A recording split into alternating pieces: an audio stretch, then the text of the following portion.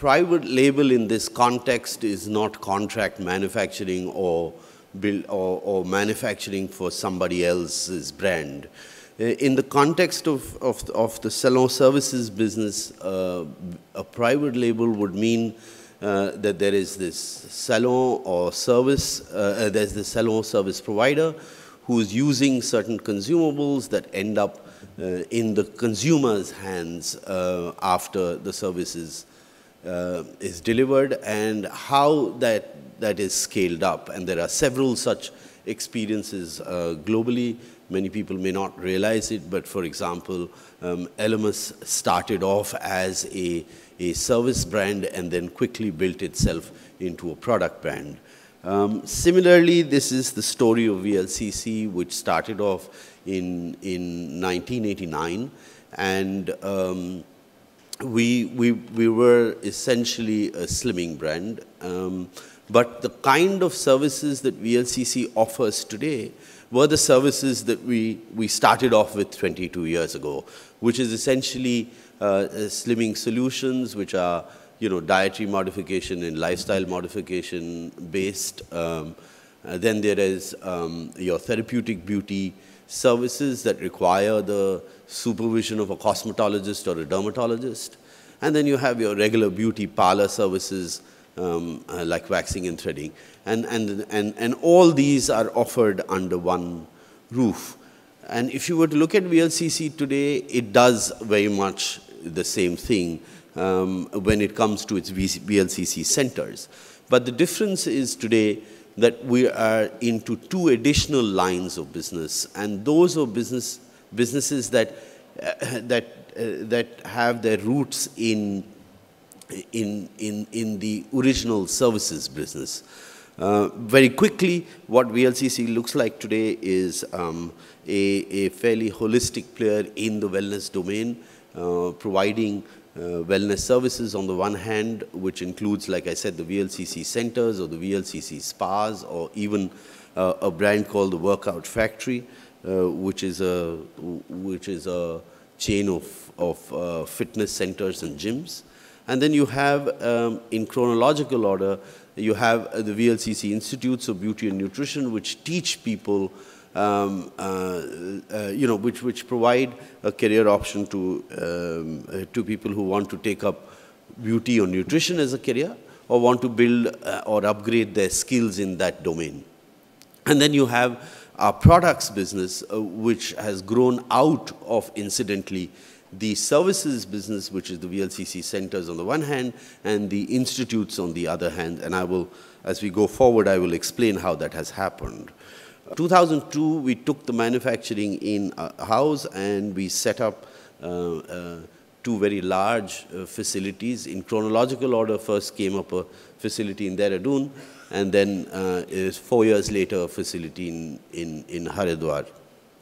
Today, we are not only focused in providing products for our own consumption, but also we're in the retail market. And if you look at the products that we make currently, these are treatment products, like I said earlier, that we are using in our treatments and therapies as consumables. And then they have been packaged as home care products for our own clients who came for the services. And then very quickly, that whole business evolved into a retail business where we're now manufacturing over 200 products. And these are we never needed 200 products when we were doing in-house consumption, but add to that the retail SKUs, and today you are looking at a stable of over 200 products. The need also to do that was on account of the fact that there was a gap when it came to products addressing the professional segment. There were a lot of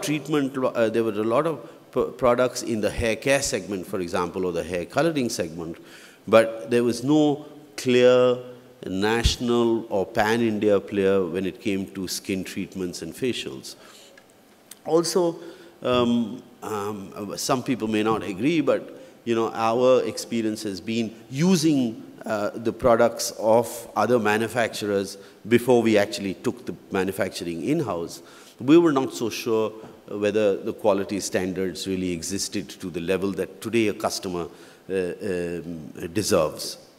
Our own experience told us that when you needed a certain product line for a certain treatment, we had at the best of times had to scrounge around for it from the various manufacturers. And therefore, we said, okay, when we're going to launch the Spa series and the Salon series, we have to ensure product availability, not only through our own outlets, but also through a distribution backbone. Very quickly, and then I'll take questions, very quickly, this is what the product profile is. I've started with 2 facial kits. Today we have over 11, plus several variants.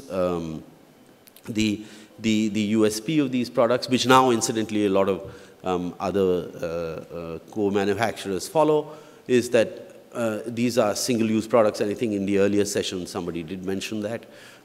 These are single-use products, very hygienic to use. They are not eco-packs where there is also sometimes a hygiene issue. This is just a snapshot of what our products look like.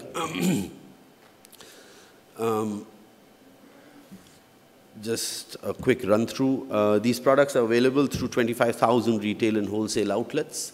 We also have a very large professional series.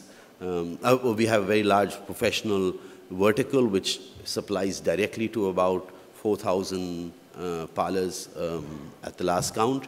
We also worked, as I told you earlier, we'd made a lot of mistakes when it came to packaging design, and we had to actually, at one point in time, scale back and take back the products on the market.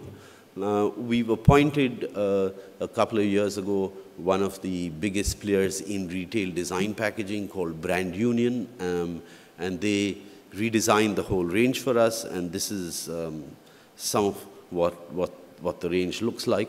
You know, apart from product quality, today increasingly the professional segment is demanding a well-packaged product. Also because that pull comes, or the need for that comes from the customer himself or herself, because she or he is increasingly getting exposed and picky about what products a particular parlor is using. And therefore, this is where the product design aspect or packaging aspect comes into play.